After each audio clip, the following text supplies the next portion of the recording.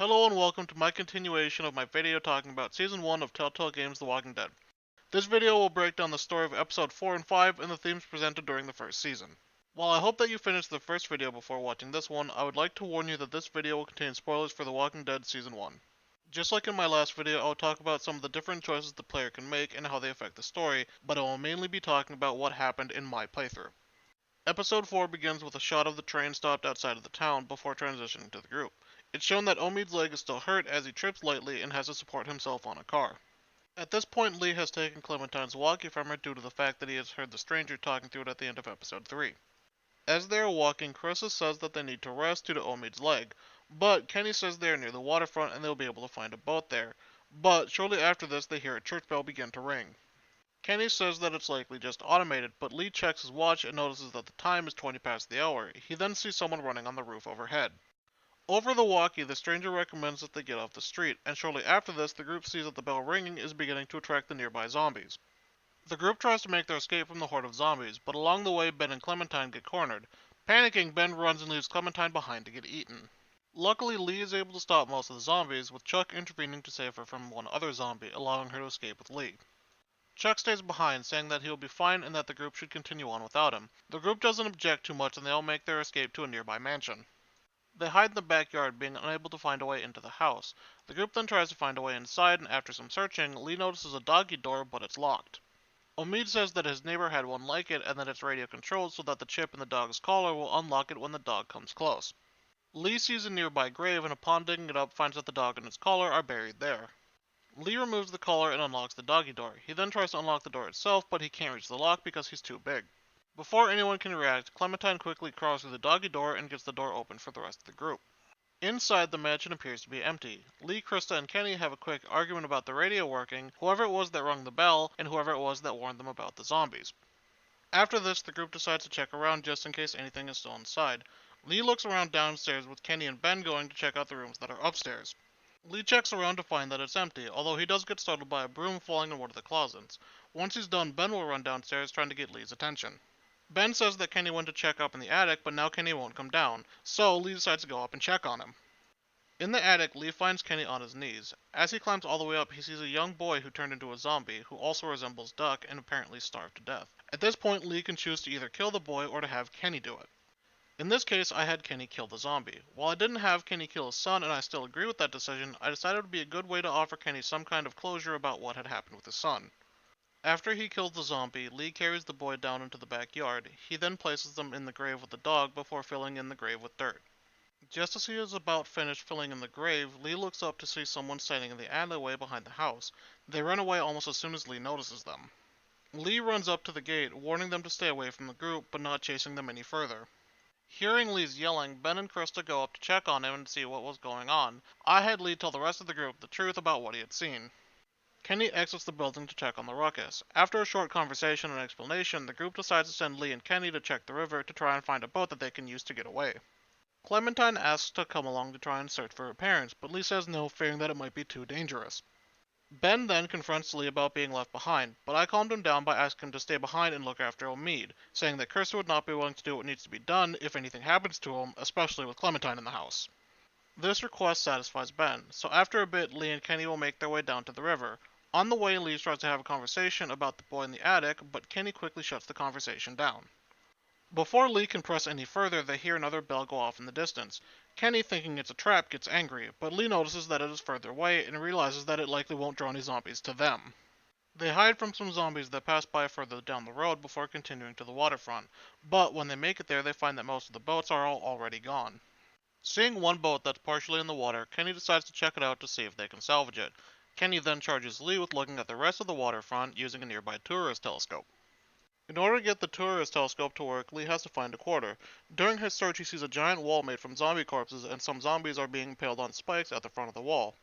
I can't help but wonder if this is what Trump wanted. Anyway, after some searching, Lee is able to find a quarter and brings it back to the telescope. While surveying the waterfront, he sees that the only other visible boat is beyond repair. Once he has finished searching, he notices someone climbing down a building. He tells Kenny to get down so that they can hide from them. The stranger then makes their way to a nearby newsstand, apparently looking for something to use. Lee and Kenny decide to sneak up on them, with Kenny hiding in a nearby alley to flank the stranger, while Lee sneaks up directly behind them. This fails and the stranger gets the upper hand on Lee and is about to kill him with the climber's pick, but the stranger is stopped when Clementine shows up and begs them to stop. The stranger stops and pulls off their hood and sick mask, revealing themselves to be a girl. She then says that Lee must not be from Crawford. During this, Kenny tries to sneak up on her, but she notices him and trips him up before he can do anything. As he falls, he drops his gun, and when he hits the ground, the pistol fires once. The woman reveals her name to be Molly. She then talks with the three, explaining that when the apocalypse started, a group blocked off the neighborhood and took up strict rules about who was or was not allowed in. She explains that Crawford became a society based around the survival of the fittest, meaning no sick, elderly, or children are allowed, which is why she knows the group can't be from Crawford because of Clementine. She then reveals that she was the one ringing the bells, but her intentions weren't malicious. She simply rings the bells to draw the attention of the zombies, then uses that time while they're all distracted to loot the surrounding area. During the conversation, Molly reveals that all of the boats are gone, since they were either taken out to sea when everything went to shit, or were already scavenged by Crawford. But, at this point in the conversation, the shot that accidentally went off when Molly tripped Kenny brings the zombies back to this part of the town. Molly was about to leave the group, but is persuaded by Clementine to help them. Clementine and Kenny make it onto the fire escape, but Leo's unable to make the jump and is forced to escape into the sewers. In the sewer, Lee finds some zombies eating a body. Using the drainage pipes to change where the water is flowing, Lee is able to distract the zombies and finds that the body that the zombies were eating is the body of Chuck. Lee takes a moment to lament his passing before taking a revolver he had on him and making his way to the end of the passage. Once there, he tries to jump off the wall to make it to a ladder, but the sign he tried to kick off of comes loose and reveals a hole in the wall behind it. This hole leads to a nuclear fallout shelter. Lee goes through the door on the other side of the room to find a small group of survivors are hiding there. One of the group quickly pulls out a gun and points it at Lee, asking who he is, but the man pointing the gun at him clearly doesn't want to shoot Lee, as his hands are shaking. A woman in the group identifies the man as Vernon and pushes him to try and shoot Lee, but in the end Lee is able to gently grab the gun and take it away from him, proving that he has no ill intentions towards the group. Things calm down and Lee learns that the group were former citizens of Crawford, but had to leave due to the fact that they were cancer patients, and even though they were in remission, this wasn't good enough. I had Lee ask Vernon to help him get back to the mansion. Vernon says that he can't exactly just leave since he's the group's only doctor, but after Lee brings up Clementine, Vernon will change his mind, his reason being that he lost his daughter early on in the apocalypse and he doesn't want anyone else to go through that. Lee and Vernon will depart and make their way back to the mansion just fine. Upon getting back, Lee will have a quick chat with Molly before Crystal will come downstairs saying that Omid has gotten worse. Lee tells her that Vernon is a doctor, so she begs him to check on Omid. He then agrees, and when the three get upstairs to check on Omid, Vernon will ask Lee to leave, saying that he doesn't want an audience. After leaving the room, Lee will go around the house looking for Clementine, getting worried that he isn't able to find her anywhere in the house. Downstairs, he sees Kenny drinking some whiskey with Ben sitting nearby. At this point, Kenny has given up, since the last chance for his plan to work has failed, and he is now drinking to hide from the pain of it. Eventually, Lee will make his way into the backyard. Hearing something inside the shed, he opens the door. Once he does, it is revealed that Clementine was looking around and got into the shed. She found a boat in good condition inside as well. Kenny will then join the two in the backyard. Upon seeing the boat, he wordlessly drops the whiskey and begins to inspect the boat. Back inside and a while later, Vernon will come back downstairs. He informs the group that he's done what he can for Omid, saying that he cleaned the wound, but unfortunately it's infected. Shortly after this, Kenny will return from the shed and tells the group that the boat is in good condition, but needs some gas and a battery. After talking about it, they decide that the only way they can get the things that they need is to sneak into Crawford and steal some gas, a battery, and some medicine. Vernon says that he can guide them through the sewers and straight to where Crawford is and keeps their supplies. Everyone agrees to this plan and they all decide to do it later that night so they can get in and get out before anyone knows what's happening. Clementine asks to come along, thinking that since Crawford is the only place where people are left, that's where she can find her parents. I decided to bring her along since it would be only Omid there at the mansion while we were gone. Once it's gotten dark outside, the group all gather in the backyard before they leave. Kenny also has a quick chat with Lee saying that the boat is a smaller one so they won't be able to fit everyone in. Before they can get much further into the conversation, Vernon and Bree arrive at the mansion, saying that Bree needs to come along since she is familiar with the school that the supplies are all being kept in. Vernon and Molly both disagree with my plan to bring Clementine with the group, but Lee didn't back down from bringing her. The group then departs, and while it isn't exactly important, I'd like to point out the amount of attitude that Lee has when taking this hatchet from Ben. I just think it's kind of funny. Upon arriving in Crawford, they sneak up on a guard, preparing to kill him. But when Lee is right behind the guard, he turns around to reveal that he has been turned into a zombie. Lee then kills the zombie guard, and the group looks around to see that they're being surrounded by a horde of zombies. They then are able to make their escape into the school, which is luckily free of any zombies. They head to what appears to be a kindergarten classroom, which has a map of the surrounding area. Ben is charged with opening a door that leads to an armory, Vernon and Krista go to check on the medicine, Lee and Molly go to find the battery, and Kenny goes to get the gas.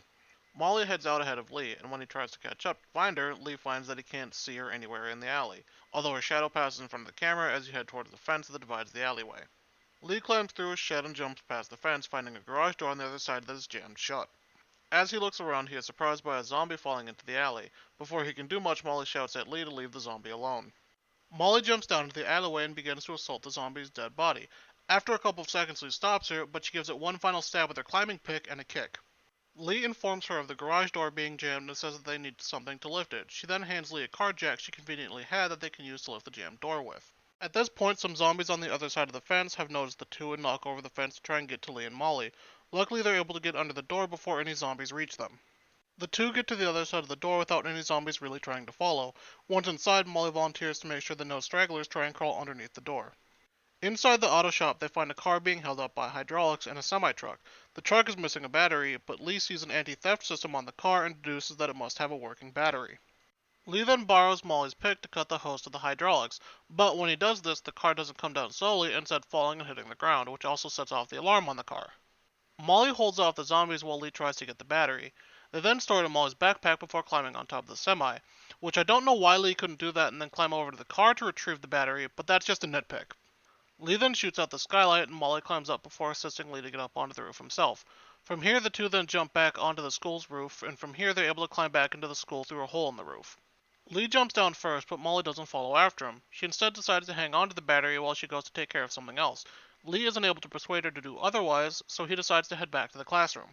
While making his way back to the room they had gathered in before, he finds Bree and Kenny trying to hold back some zombies. Luckily, the three are able to push them back and brace the door using the hatchet that Ben had given to Lee earlier. The three head back to the classroom, and at this point, Ben hasn't made any progress on the armory door. But they got the gas they needed for the boat, and Molly has the battery. Now they only need to get the medication. Lee leaves to go check on Vernon and Krista, but upon getting to the nurse's office, Lee finds that the two are being kept in the office by a group of zombies. Lee ends up shooting and killing all those zombies and making his way into the nurse's office. Krista seems especially stressed at the events, but she quickly calms down. Vernon then tells Lee that all the medication is being kept inside of a locker that is locked with a 4-digit combination. Vernon and Krista both want to bust down the locker door, and while they try and find a way to do that, Lee tries to find some way to get the 4-digit combination for the lock. Upon inspecting the camera in the room, they find a tape inside. They see a video of a medical consultation. In it, the doctor informs the woman that she is pregnant and that she'll need to have an abortion due to the rules of Crawford.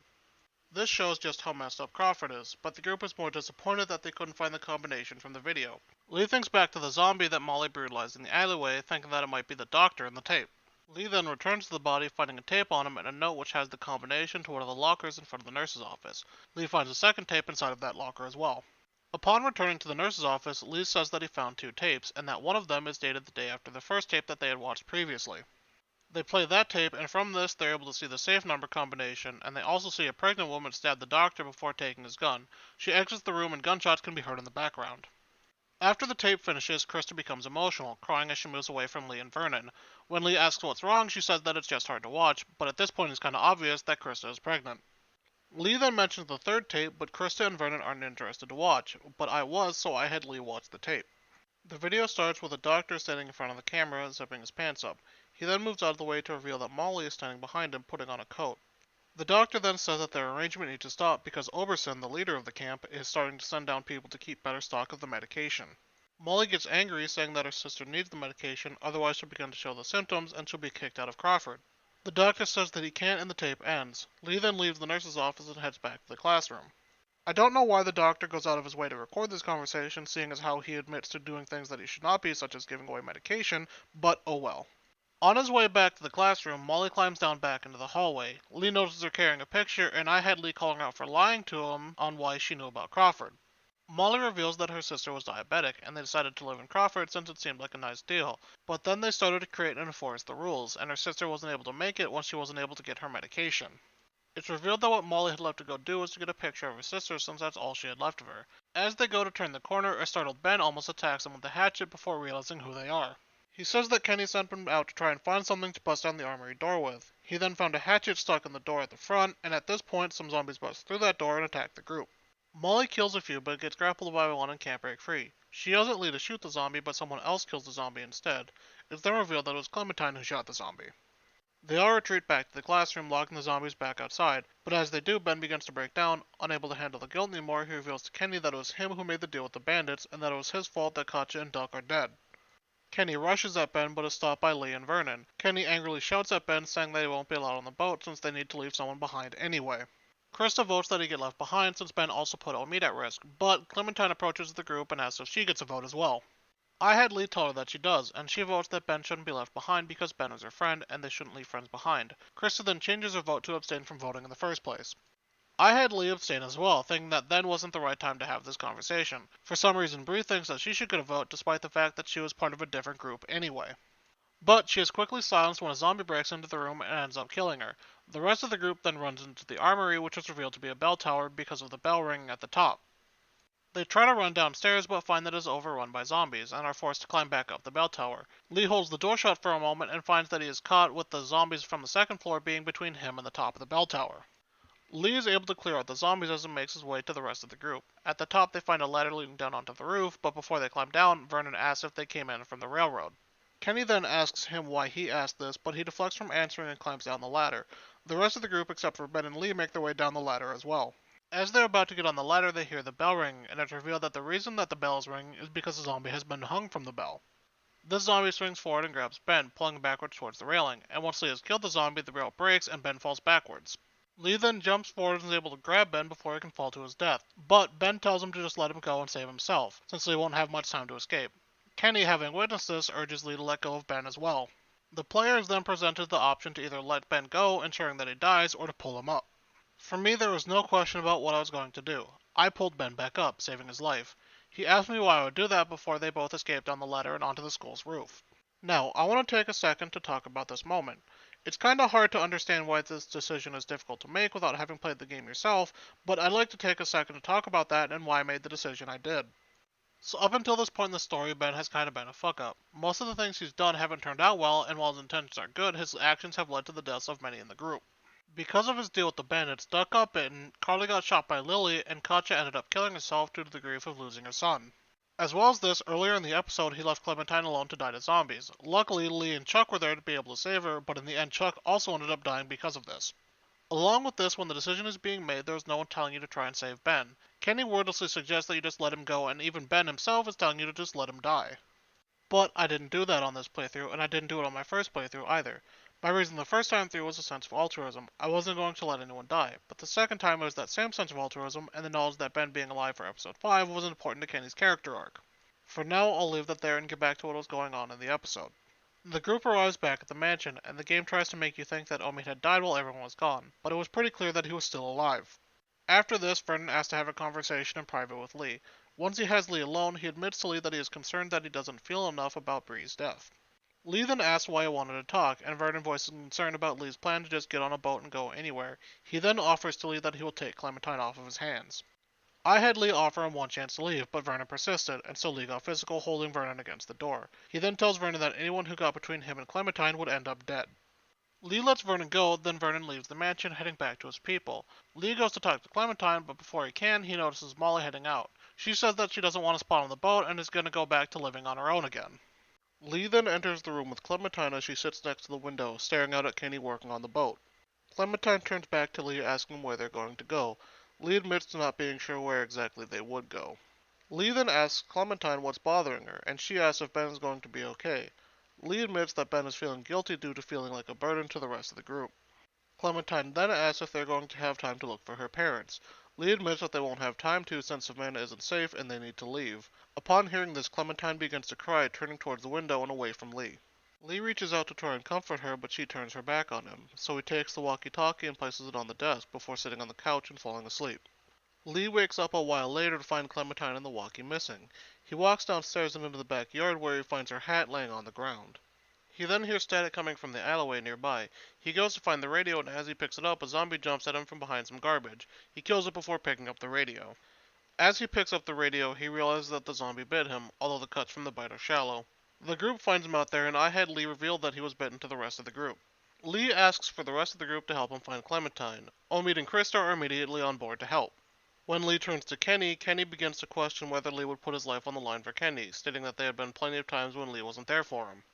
Being tired of his shit, I told Kenny to go fuck himself. I had always done what I could to help Kenny, and the only thing I ever did that he didn't like was not supporting him in killing Larry. So being annoyed with his passive-aggressive behavior, I decided to just say fuck it, Kenny can go do whatever he wants. So Kenny decided not to go out and look for Clementine with the rest of the group. Lastly, Lee turns to Ben, asking him if he will join. Ben is unsure and leaves it up to Lee if he thinks it's for the best. Lee told Ben to come along, saying that Clementine was someone who always stood up for him, and that she is one of the few good things left in the world, so he owed it to her to at least try and help her. In the end, Lee, Ben, Omid, and Krista all went to the hideout of Vernon's group. Upon arriving, they find that the place is empty. Lee calls out to Vernon but gets no response. Unsure of what to do, Lee rests on one of the tables for a moment. He then looks up at a nearby window to see a horde of zombies walking around on the street. After a few seconds, the walkie springs to life and Clementine can be heard on the other side. Lee tries to talk to her, but a stranger takes the walkie from her and tells Lee that it's not Vernon who has Clementine. He then tells Lee to choose his next words very carefully. You then get a few options for dialogue, but Lee won't say anything before the episode ends. Episode 4 is the turning point of the series. This is where the story transitions from being about the choices that you make as Lee to being about the consequences that come from the choices that you had made previously. Also, Lee isn't the only one dealing with consequences of the choices that they made up until this point. Now Ben is also starting to see the consequences of his actions, with Kenny hating his guts due to the fact that he caused Katja and Doug's death, even if it was inadvertently. After finishing with Episode 4, it's time to move on to the pinnacle of the Telltale Games The Walking Dead series, Episode 5.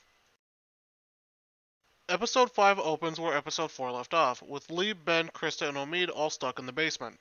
Lee asks the stranger what he wants from Lee, begging him to let Clementine go, but the stranger says that he just wants Lee to never hurt anyone again, also claiming that what he's doing isn't a kidnapping, but a rescue. Lee resolves to find and save Clementine. Krista then asks Lee how he's feeling, and after a short conversation, some zombies try to enter the hideout through a hole that Lee and the group had entered through. Ben, Omid, and Krista hold the door shut while Lee looks for a way out. Lee finds a ribcage spreader and uses it to open the elevator door, but before he can finish, he begins to feel faint. He tries to make it back to the group, but ends up passing out. When he wakes up, he finds that Krista is holding a saw to his arm. He tells them that he's awake, and they stop trying to cut off his arm. After a short conversation, I had Lee agree to have his arm cut off, in the hopes that by doing so, he'd be able to slow down the sickness that would eventually kill him. Krista then begins to saw off Lee's arm, attempting to do so as fast as she can, but before she finishes, Lee passes out from the pain of it. When he wakes up, he finds that his arm has been removed and that they had bandaged up the stump. Lee and the rest of the group that accompanied him then climb up a ladder to the roof. Lee, with only one arm, has an especially difficult time attempting to climb the ladder and at one point is nearly knocked off by a falling zombie. Once they make it to the roof of the hospital, they find that the streets are now swarming with zombies that had followed the sound of the train into town. The group decides to get someone to a bell nearby so that they can ring it and attract the nearby zombies. They do this by using a ladder to climb across. Lee decides to do it since he has already accepted that he's likely going to die, so if he's going to die, it'll just mean that the rest of them will have to try and save Clementine in his place. Partway across, the lock that keeps the ladder at its full length breaks and it starts to slide backwards. Luckily, Lee is able to scramble to the other side of the bell tower and rings the bell. Lee then jumps back onto the hospital roof and the group make their way back to the mansion. Once they arrive back at the mansion, they find that a shovel has been put in the door to the shed and that Kenny is stuck inside. Once they open the door, Kenny is alone and reveals that Vernon's group came back and stole the boat before locking him in the shed. Kenny is also surprised by the fact that Lee had his arm cut off. Kenny starts to get angry because his plan is now completely ruined since the boat was stolen. Krista suggests getting the hell out of the city and going to live in the countryside. Kenny starts a fight with Ben where Ben is just defending himself, but Kenny keeps on pushing Ben until he snaps back at him. Ben begins by apologizing for what happened to Doug and Katja, but yells at Kenny to give him a break because at least Kenny knew what happened to his family. Ben pointing out that he never got a chance to say goodbye to his family and that he doesn't even know what happened to them after the apocalypse. Kenny, finally seeing Ben's situation, apologizes. But before the conversation can continue, zombies begin to encroach on them and they are forced inside. Once inside, they assign who is going to look after what and try and stop the zombies from getting in. When Lee gets to Omid, he finds that Omid is staring at the front door, which is left wide open.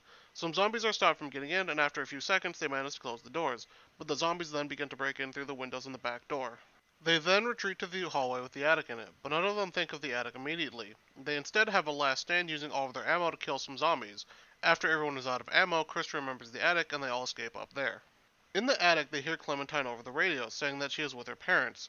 From this, Lee is able to figure out that she must be at the Marsh House, since that is the hotel that Clementine's parents would always stay at. Kenny starts trying to come up with a plan and also begins to talk about what they should do if Lee starts to turn. This elevates into a full-on argument with Kenny grabbing a bust and throwing it at the wall. This reveals that the wall is decaying and that they could possibly break through and get to the neighbor's house. They decide to work in shifts using a coat rack to break down the wall. Lee then apologizes to Kenny, and Kenny apologizes to Lee before Kenny goes to start working on breaking down the wall. Meanwhile, Lee, Krista, and Omid all have a conversation about Lee's bite and how they removed his arm. They then talk about what the plan is once they find the guy who kidnapped Clementine. I had Lee say that the plan was just to find Clementine and that vengeance wasn't a part of it at all. Krista then voices a concern that Lee seems like he's given up, and Lee talks about what they should do if anything happens to Lee, but Krista wants to avoid the conversation entirely. The topic of the conversation then moves on to Ben and what to do with him. I had Lee say that they need to look after him, and while he had fucked up, they still needed to support him. At this point in the conversation, Kenny walks over to the three and Omid takes over trying to break down the wall. At this point, Kenny admits to forgiving Lee. He also implies that he's starting to forgive Ben despite the fact that he's still angry, but he regrets having not thought about it. After this, Kenny begins to talk about his past with Lee. Again, Lee and Kenny apologize for everything they had done to anger the other up until this point. He also finds some whiskey and offers it to Lee, but I had him turn it down since Lee needs to keep his head clear. After another few seconds, Omid tells the group they had made it through to the other side, and they all make their way out of the attic. In the room they had broken into, they find a dead couple who had committed suicide at some point. Kenny talks about how it's sad that they didn't give themselves a chance, talking about how he's forgiven Katja for committing suicide, but that what she did was wrong. Kenny then grabs the gun that they used and finds that it only has one shot left in it. Remember that for what happens here in a minute. They then start to look for a way out of the building, and Lee finds that by jumping from the hanging balcony to a nearby roof, they'll be able to cross the building tops all the way to the marsh house. Lee jumps first, making it across just fine. Omid follows next, and then Krista jumps across as well, and then Kenny goes as well, but when he jumps, the camera shifts to show that the balcony has become loose. Ben tries to follow and jump across as well, but the balcony falls down and Ben goes with it as they fall into the alleyway. Kenny and Lee both jump down into the alleyway to try and help Ben, but when they get down, it's revealed that Ben was impaled on the balcony, although Ben is still alive.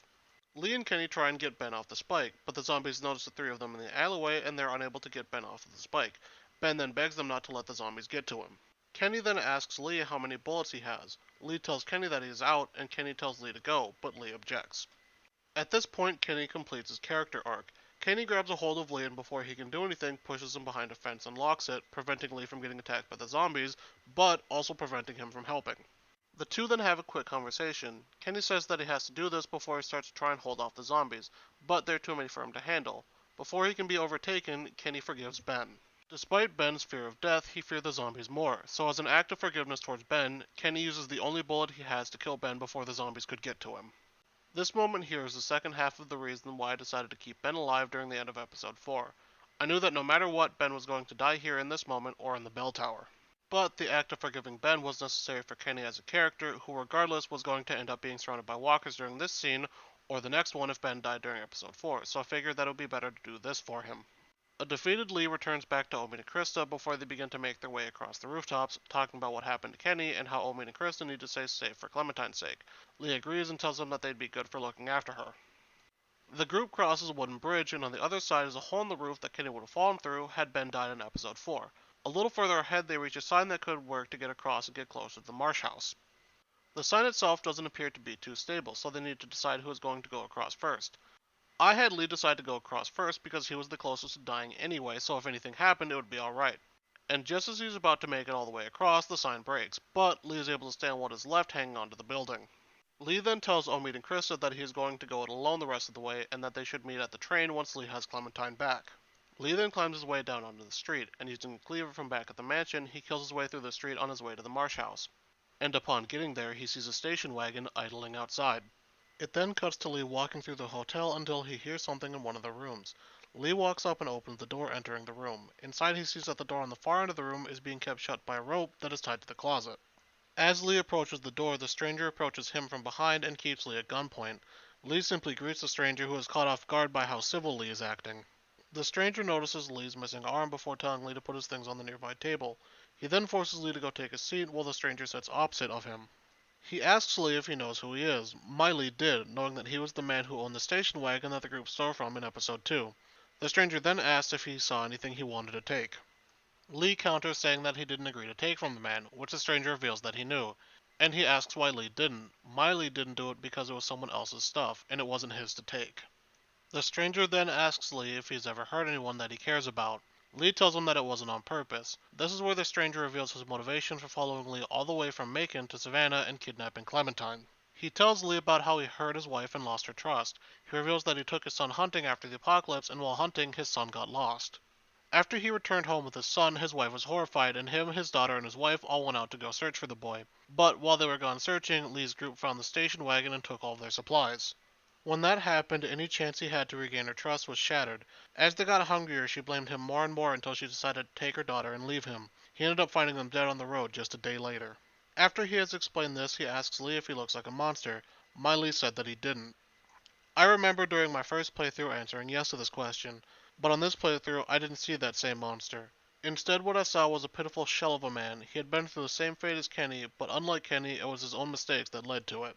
After this, the stranger begins to judge you for your actions during the game, blaming you for taking Clementine to a horrible place such as the St. John farm, but knowing what I do now, I wouldn't have made the same decisions. He then judges me for leaving Lily behind during episode 3, but I stuck by that decision. Letting her stay with the group wouldn't have ended well for us. He shouts at Lee for bringing Clementine to Crawford, but I stuck by my decision, knowing that leaving behind wouldn't have been a good decision. At this point, Lee asks how he could have known all this, and he reveals that he has a radio that he's been using to talk to Clementine since sometime between episodes 2 and 3. The stranger gives up on trying to judge Lee, saying that he intends to hurt him as much as he can, but he assures Lee that he'll be able to look after Clementine. Based on his previous actions, I didn't trust him to do so. To try and prove that he knows how to be a father, he asks Lee how old Clementine is.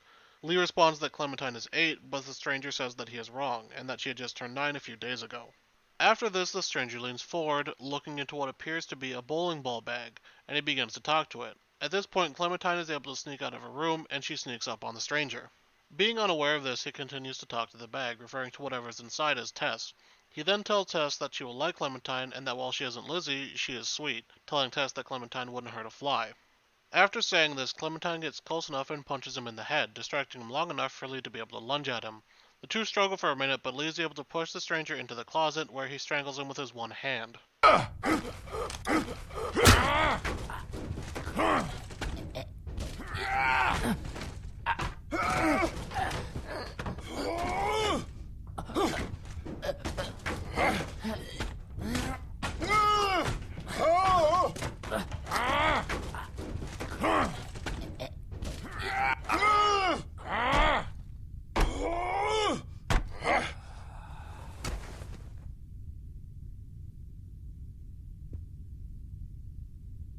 Lee grabs the gun and turns to Clementine, who is worried that the stranger might come back, but Lee says that it's fine since they're going to be leaving. Clementine apologizes to Lee, but he comforts her, saying that it's okay. At this point, she notices that Lee's arm is missing, but Lee doesn't reveal the reason why he's missing his arm to her. Lee then looks inside the bag the stranger was talking to, where he sees that the stranger was keeping his wife's zombie head inside. Lee will leave it alone, telling Clementine to do the same before going to the door. When he opens it, he finds a zombie right on the other side, but it doesn't react to his presence. Lee is able to kill the zombie without any issue, and him and Clementine realize that it was because of all the guts and gore that Lee was covered in while making his way to the Marsh house that the zombie didn't recognize his presence. Deciding that this was their way out of Savannah, Lee cuts open the now dead zombie and uses some of its organs to cover Clementine's clothes in blood so that she won't attract the attention of any zombies. Lee and Clementine then make their way down to the streets, and while they try and make their way out of Savannah, Clementine stops to stare at two zombies. She realizes that they are her parents, and Lee tries to stop her from doing anything, but falls unconscious before he can say anything to her. Luckily, Lee isn't dead just yet, and wakes up to Clementine begging him to wake up and to not be dead. She tells him that she saw her parents, but she now knows of their fate. Lee says that they need to get out of there as fast as they can, but Clementine says that they can't due to how many zombies are out there. She then says that she saved them by closing the door and keeping them inside. Lee tries to lift the door with her help, but they are unable to. At this point, Lee turns to Clementine and reveals that the reason he is missing his arm is because he cut it off to try and save himself from the zombie bite, or to at least buy himself some time. Clementine begs him to be alright, but at this point it is clear that Lee isn't going to make it. Lee says that she will be fine and they need to just find a way out of the building that they are in. Clementine says that there might be a way out of the back of the jewelry store that they are in. They try and make their way to the back room, but Lee is now too weak to walk on his own, having to lean on the counter to even walk. Once they make it to the other side, Lee falls and sits up against the wall. Clementine begs him to get up, and he tries, but is unable to. Lee tries to tell Clementine that he can't, but again she begs him to get up, so he tries again and fails. Lee tells Clementine that she doesn't have much time left. He tells her that she needs to try and get out of there as soon as she can, but she insists that she can't just leave him. From this point on, Lee won't be able to move from his spot. Instead, he directs Clementine on what to do. First, she has to try and get the door open, but it is locked, so he directs her to pick up a bat, which she uses to break the glass. She then uses a nearby stool to reach into the room and unlock the door. From here, she is able to get into the room, which has a zombie that is stuck to the chair in it. It also has keys to the door and a gun. Lee also sees a pair of handcuffs on the ground and he instructs her to pick them up. He then instructs her to put them on him and the radiator next to him. That way he won't be able to hurt her if he turns. She then returns to the trapped zombie and goes to grab the gun and the keys, but before she can, the zombie gets free and trips her. She manages to crawl away from it, but in the process knocks over a nearby art piece which lands on Lee's head. Lee blacks out for a few seconds, but upon regaining consciousness sees that the zombie still has a hold on Clementine, but is trapped beneath the pedestal that the art piece was standing on. To help her, Lee manages to kick the bat that's used earlier underneath the pedestal into Clementine, who uses it to kill the zombie. At this point, Lee has his final conversation with Clementine, but I'll allow this scene to speak for itself.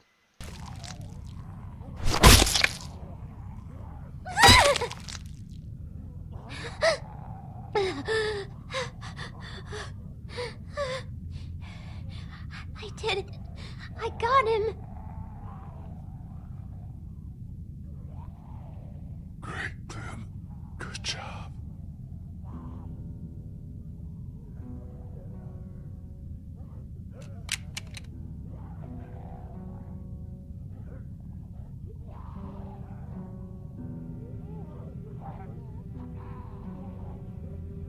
Hey.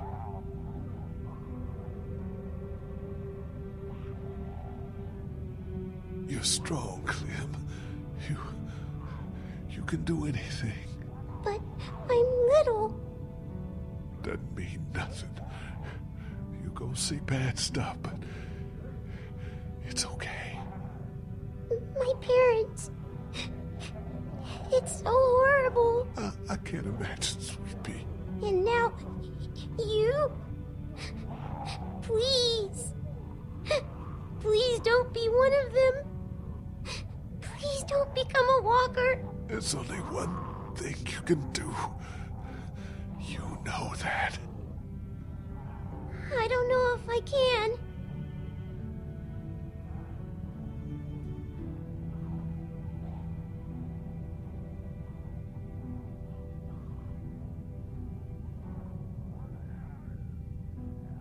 You have to shoot me, honey. Lee, no. It's okay. It's okay. Megan, first days we met. Do you remember? Yeah, I do. When I went out to rescue that boy, Glenn, we met a girl. She'd been bitten too. All she wanted was to come back as a walker. Lee? And I remember how hard it was to do that. But I'm glad I did. You don't want to see me like one of them. Okay, Lee. I can do it. I can. Find Omid and Krista. They're outside of town, by the train. You remember how to get back there? Yes. Good. They'll take good care of you.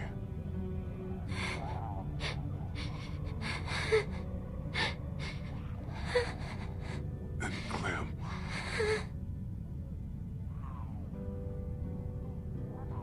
Stay away from the cities. Definitely. They're just not worth the risk. And also,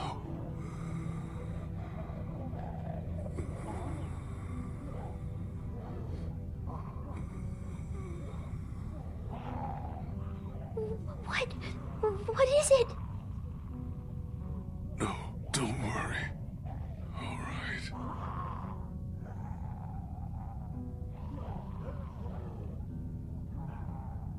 You'll be okay.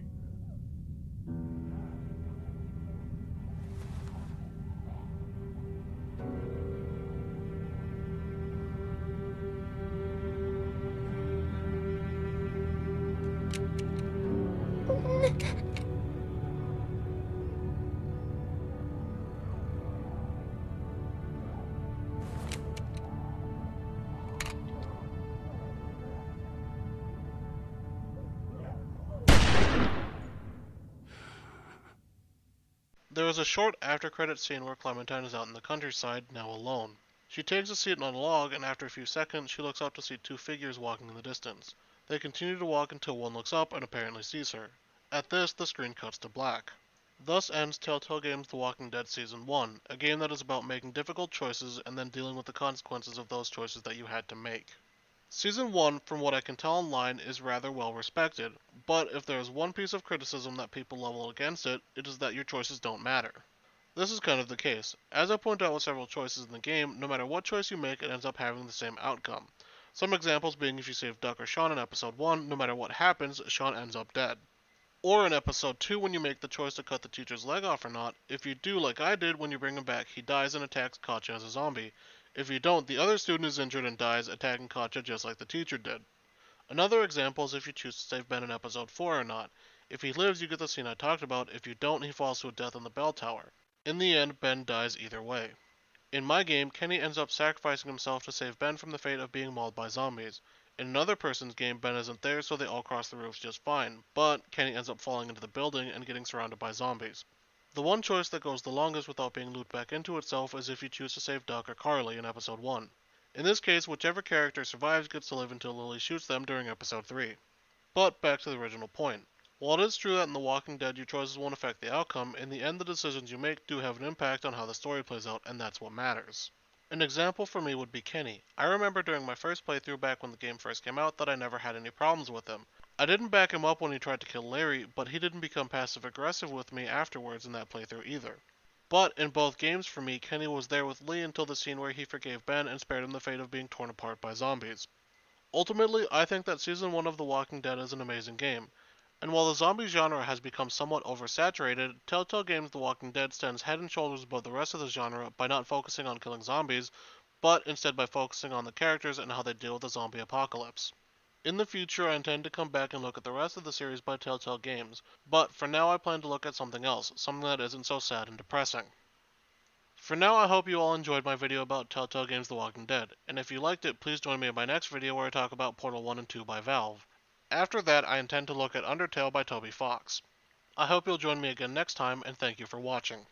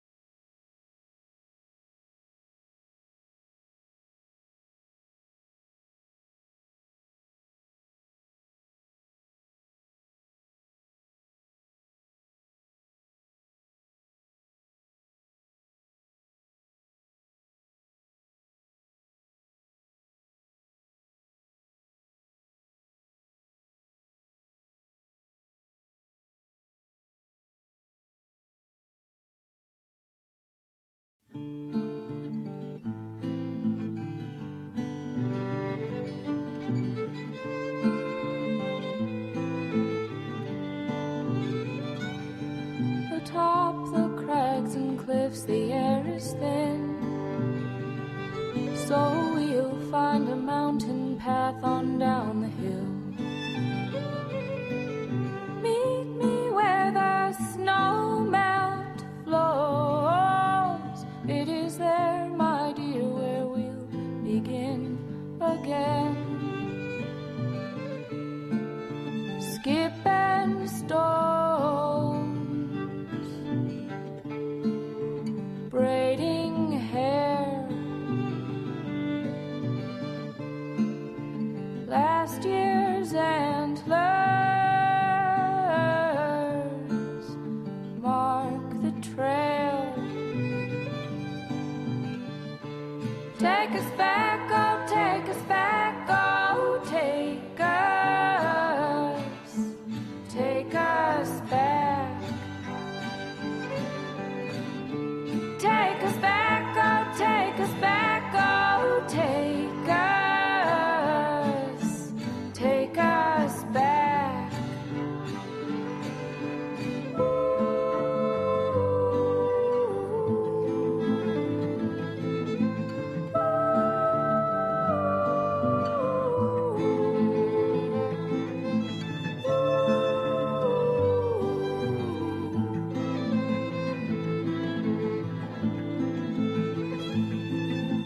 When the higher hills have turned